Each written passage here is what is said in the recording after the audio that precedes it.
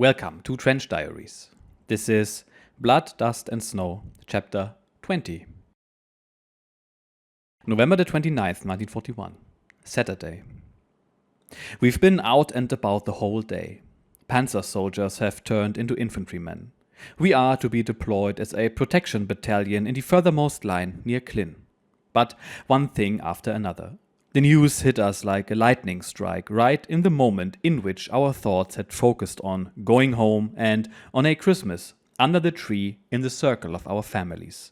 But the men of the Panzer-Regiment are to form an infantry battalion under command of Hauptmann Stern. Hille takes command of the 1st, Eggert of the 2nd Company, Wilhelm Lope and I are part of the rebel. I am in command of Hille's 1st platoon, Lope has Eggert's 1st platoon. The 2 other companies are being supplied by some other unlucky unit.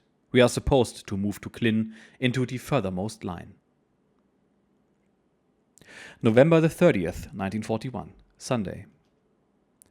My eyes are running and hurting because Voss and Steinbusch have put wet wood onto the fire.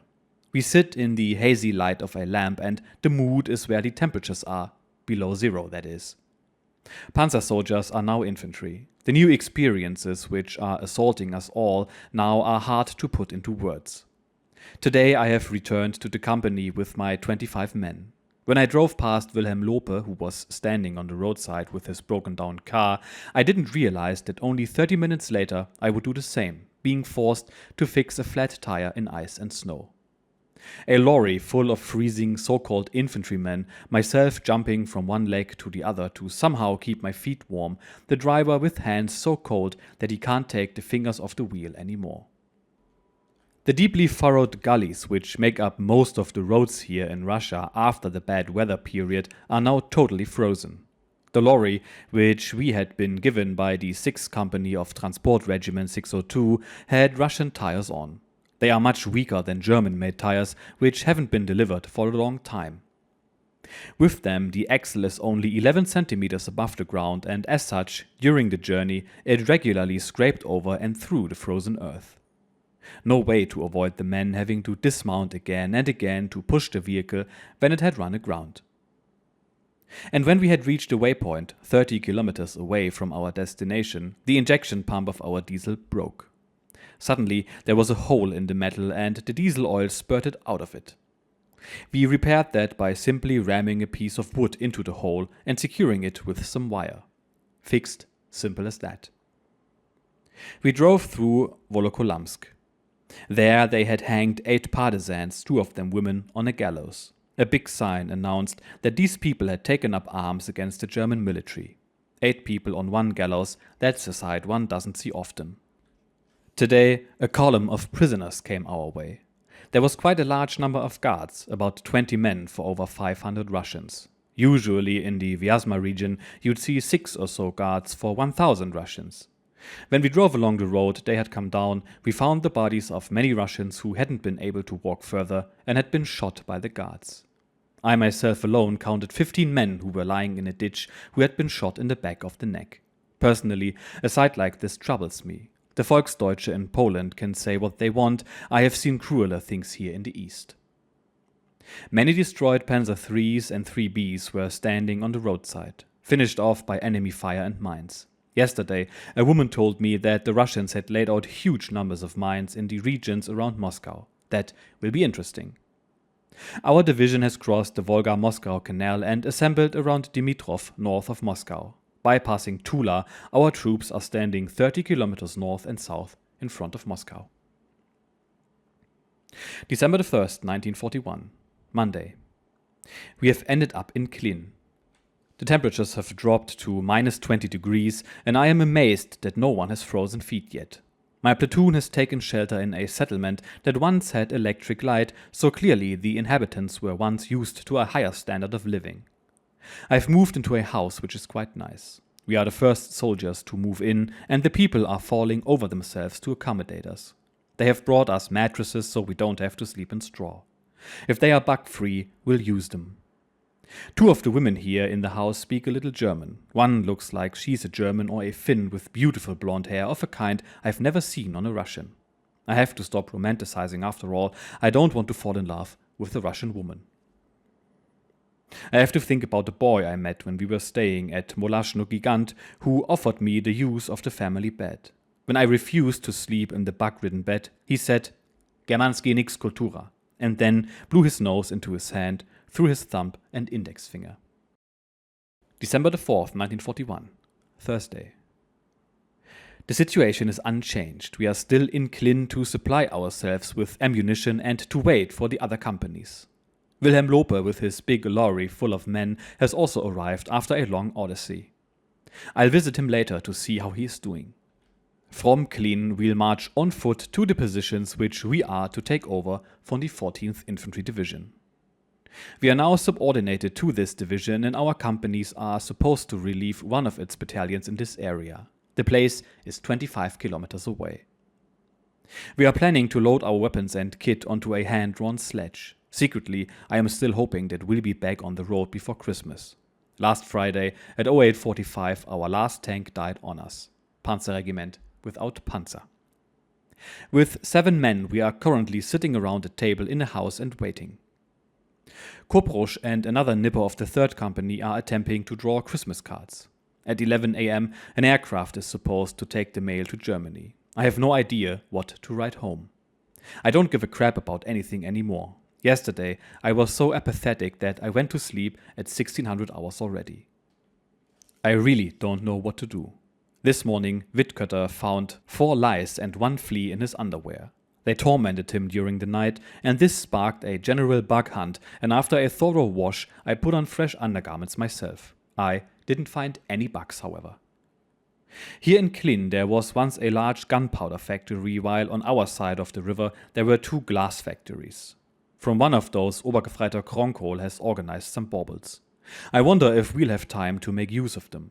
I really don't understand why Infanterie Bataillon Stern should still be deployed operationally, even though Koll did have the confirmation from High Command that the regiment would be pulled out to be reformed in the Heimat.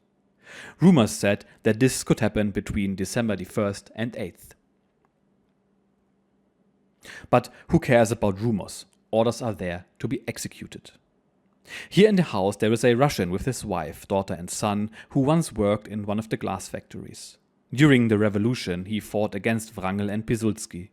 That makes me think about Kozlovsky, my tailor back in Thorn, who fought with Pilsudski against the Russians. Let's hope that this current armed confrontation will be the last for a long time. There's been enough bloodshed in the first half of this century. One of the women in the house is a doctor and used to earn 300 rubles per month. Her 50-year-old mother originates from the social class of the old intelligentsia. She speaks German, which was once taught in the schools. The doctor's got 2 handsome boys. Bright and squeaky clean they are. Then there is the young blonde woman and her daughter, the first woman with manicured hands I have encountered in Russia at all. She looks enchanting in her black fur coat and the blank cap on her shining hair. Damn, it is about time that we got back into the Reich, especially for me. I need to get back on the bachelor's path, one where I don't have to look into dull Russian faces. I want to listen to some proper music as well in the Alster Pavilion, and I want to listen to concerts in the theater and not through the radio of the Feldwebel. I have to admit that in the last few days I have really started yearning for the civilian life. I can't help thinking about the things I have achieved in my life. Up until now, that is very, very little. The time in the army has been a time of decline for me. There is no gratitude, and recognition is only given to the bootlickers. I've seen that when Oswald was put in for the German Cross. Should I have a son later in life, he won't join the army, and if I have a daughter, she won't join the female labor service as well. Our generation has had enough insight into those associations. All of my comrades refused to join any military organization created by the SA after the war. I, however, would still be interested in joining the SS again. But then, when I am back home, I will need time to study and will probably think differently. December the 5th, 1941, Friday. We hoofed it over a distance of 25 kilometers through temperatures below minus 25 degrees centigrade and on roads frozen smooth as glass. The result? 50% of the men have taken some kind of damage. Frozen feet, toes, heels, noses, cheeks and ears. Several of them have severely swollen lymph nodes in the groin and blisters on the feet. Many now feel the effects of old wounds which don't allow them to move like they would have or they would have wanted to. Yesterday evening we learned that we would go on the march today again. We still didn't receive any ammunition and the company of artillerymen hasn't got any warm clothing. A walk through hell of a kind which can't have been any worse than that of the remnants of Napoleon's beaten army. Enough for today, the lamps need to be switched off. There are 14 of us in a small farmer's hovel. Who knows what the future holds. December the 6th, 1941. Saturday, St. Nicholas Day. We are waiting again. We are sitting in the farmer's cottage in Dorchevo, and it was supposed to continue at 09:30. After the exhausting march, we all slept well. It was fairly warm too. In a corner, the young woman is breastfeeding her baby. She is performing this deeply human task without any shame. The Russian doesn't know that, just like he doesn't know any stimulation of his senses through pictures of more or less clothed women of the kind which is published in certain magazines. I have also never heard a debauched joke of any kind. Yesterday, Hoffmeyer's company came our way. They had been relieved after they had lost their last tank. Poor devils, they called us when they learned that we had been demoted to foot sloggers.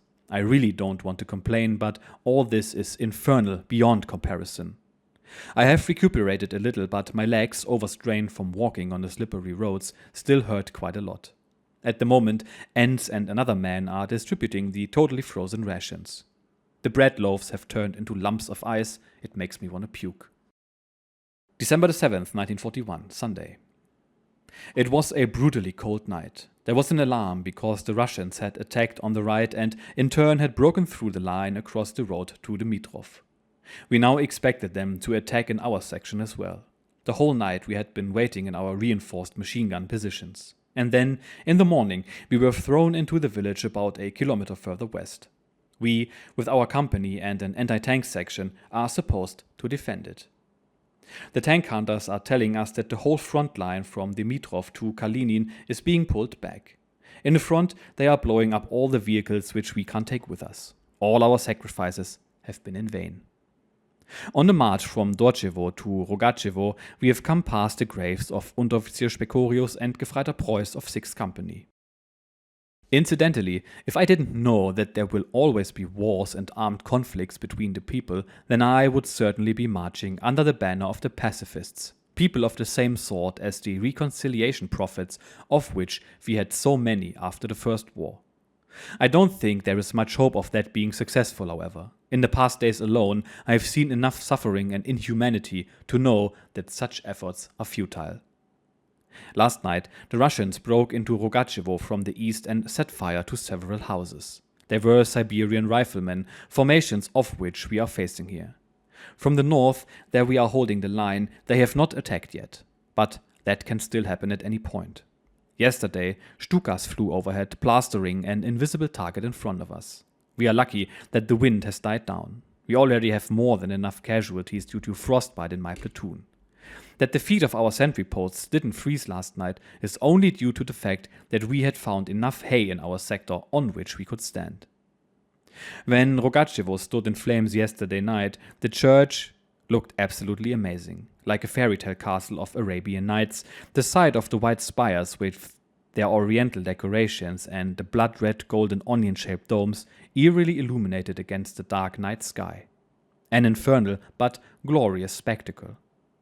In an infernal concert, the Russian guitarras sent their incendiary oil shells towards us, while the Russian flyers dropped magnesium bombs and all kinds of other ordnance on our heads.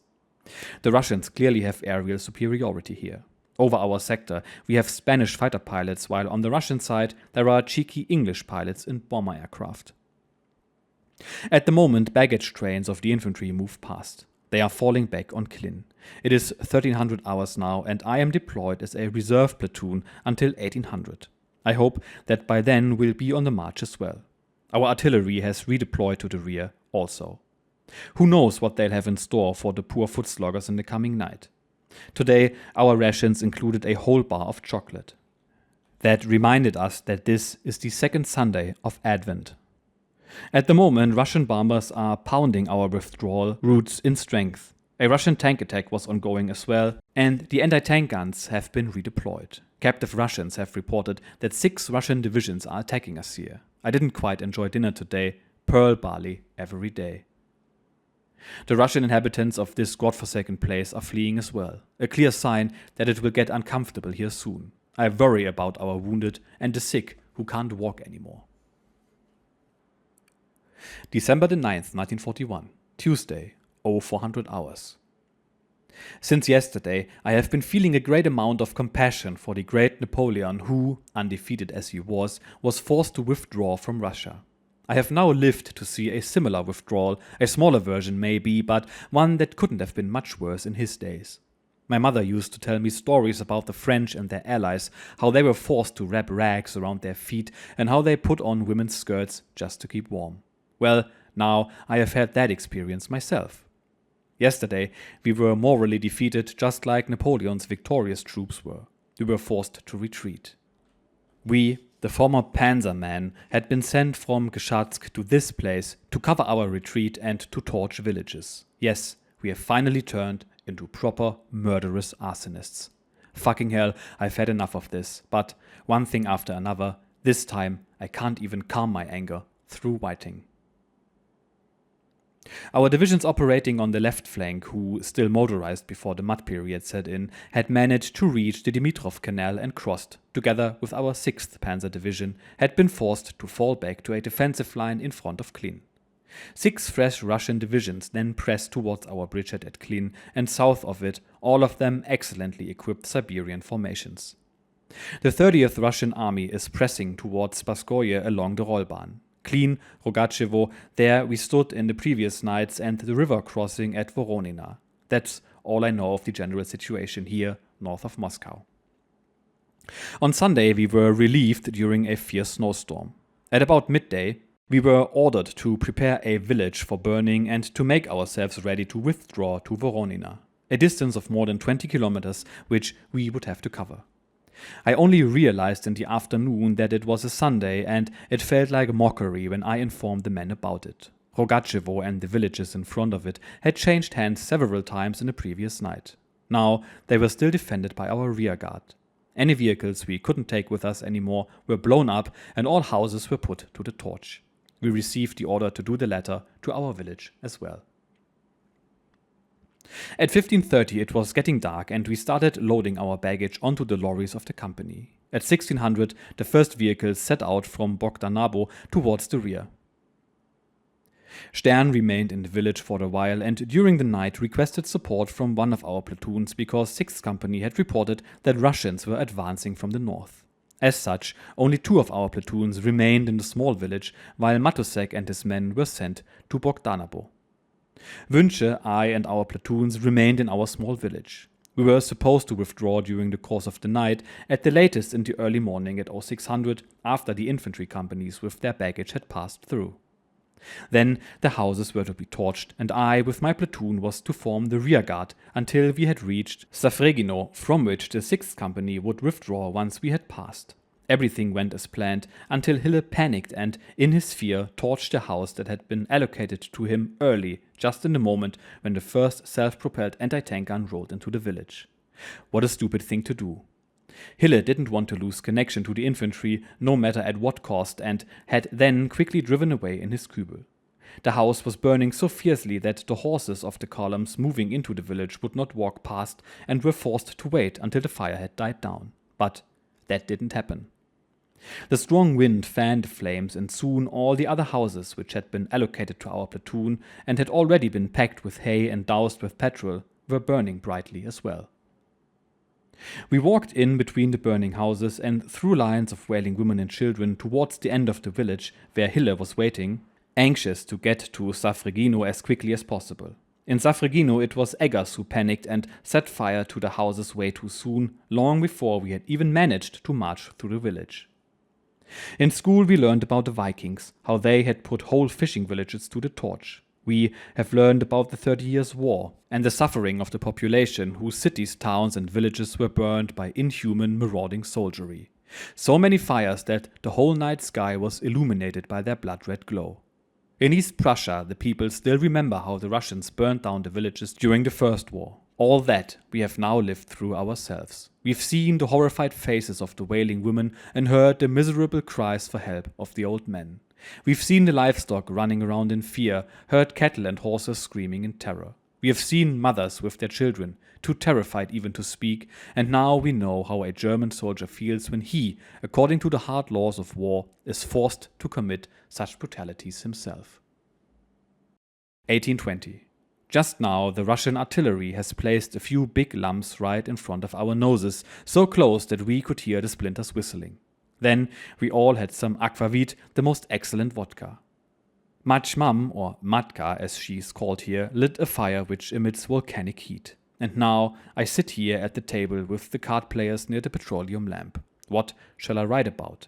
Yes, I forgot to write about the march to Voronina. The wind blew the snow into our eyes.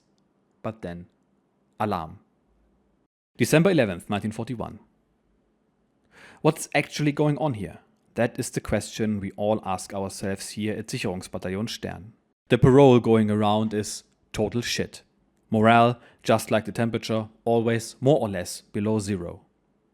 Outside on the street, infantry marched past. They are just as exhausted as we were. The pressure was released a little when a message came through from Klin informing us that we were not surrounded anymore and that the danger that the Siberiaks would turn south behind Klin and thus close the pocket had passed for the time being. During the briefing, Wünsche clearly stated there might be a chance for us to get through south of Klin. By doing so, he openly voiced the thought of fleeing. This is what we have come to. Yesterday night, the intelligence officer of the division had radioed in to report that our baggage vehicles had managed to get past Klin and across the road threatened by the Russians. A great relief for us that our meager belongings, the few blankets and tent squares, and our wounded comrades were safe. Stubborn and numb, with tired faces and exhausted limbs, the men outside slog through the snow to man the machine guns at the barns in the field. It is snowing heavily and freezing cold, and every single man is happy when his hour outside is over and he can come in again. Grave has just told me that he has seen a construction battalion move through outside. An Oberfeldwebel of that unit had told him that, with their 45-year-old men, they had defended their positions against Russian attacks in the north of Voronina. 30 of their men and an old Oberleutnant had been taken prisoner. They had then been replaced by Kratzschützen of the 36th or 16th Infantry Division, who had managed to bail the prisoners out by force. All except the old Oberleutnant, who had been shot by the Russians. That again confirms what's always been happening. In a situation of the kind we find ourselves in here, during the withdrawal to Klin, all old platitudes crumble and all the masks come off. Out here, there is only one thing that can help the Lancer to survive. He has to take the stance, may the whole world lick me in the ass. And if he manages to do that, he'll be able to act like the men of Infantry Regiment 53 who, while being flanked and marching through villages which were already half occupied by the enemy, replied to calls of Ruki Werch by throwing a bunch of hand grenades in front of the Ruski's feet. Now it's 10 a.m. and I am with the boss. He's been called to see Hauptmann Stern and has called us to him before he went there. Soon he'll return, take off his glasses and announce that we'll have to leave our boiling potatoes and the meat, which has been expertly prepared by Unteroffizier Enz, to move into a new position. What are we supposed to eat then? We've become rather modest in our wishes, and we were happy as children under the Christmas tree when yesterday Feldwebel made an appearance with a stale old loaf of bread. My old orderly Erdweg has taken up a guitar, and even though we are all in a epoxy mood, we have all raised our voices to sing the Wild Goose song, a song which our fathers sang out here in the East and for which I have had a soft spot since my time in the Bündische Jugend. More fitting to our mood, our longing for home and what we hold dear are the songs he is playing now and to which we are singing too. In moments like this, it is the eyes of those Lancers who went through the thick of it that are the first thing to fill with tears.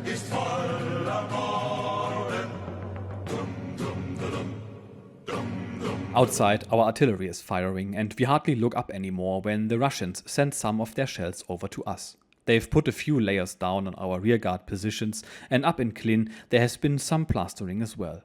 Quite substantial plastering even. We don't give a crap about it. The last 2 days have been worse than this. High Command is urging us not to give up and to hold out a bit longer, and is telling us that large reserves are being diverted up here. But of what use are reserves which are in the same bad shape than we are? Motorized regiments with 5 or 10 working lorries. That is it. The others have been blown up, or, where we have failed to do this, have been taken for a drive by the Russians. Now we are singing During a Day in Spring, and when we reach the bit where it goes, where Fortuna is waving, we all think just how much luck we have had so far and in the previous days. Oberleutnant Hille has returned with news. The situation is serious but not hopeless. 2nd Panzer Division is to come from the south to clear the Rollbahn up again. The positions along the Sestra and at Voronina are supposed to be held by those divisions which have been deployed to secure the withdrawal. These positions will become the main combat line this winter. In the north, it runs behind Spasskoye towards the motorway and the crossing of the storage reservoir. In the south, it runs towards the road system captured by our Panzer Division, which means that here north of Moscow, the line runs from south-southeast to north-northwest. With sorrow, we remember those who have fallen in combat for the canal bridgeheads. In the summer, when one by one our motorized vehicles started ending up on the vehicle graveyards, the Lancers began to organize pannier wagons to transport their stuff. One horse pulling and another led on behind, and the advance could continue.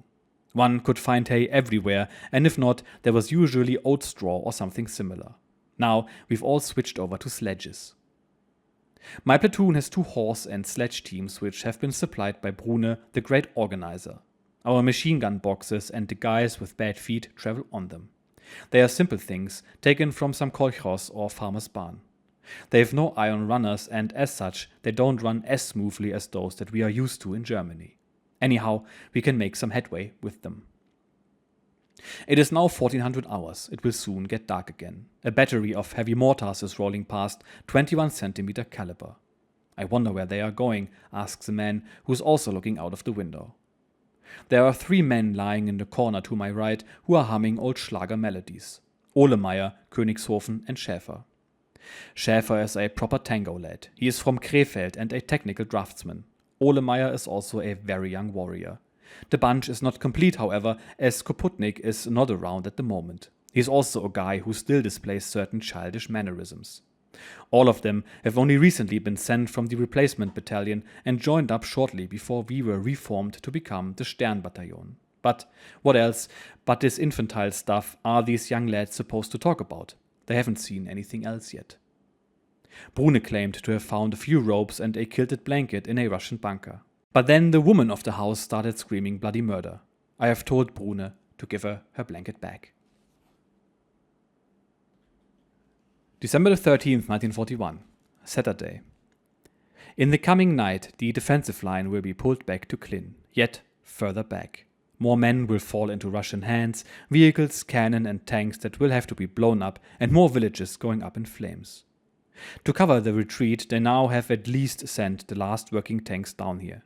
All of what was still running in the 1st, 2nd and 7th Panzer Division.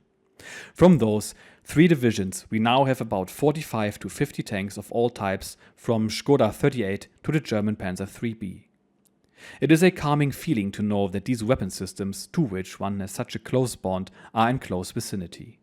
In the last days, these tanks have destroyed quite a lot of Russian ordnance and counter-thrusts, which has given us a bit of a breather. The Russians are still plastering us quite nicely here, but they are not as dangerous anymore.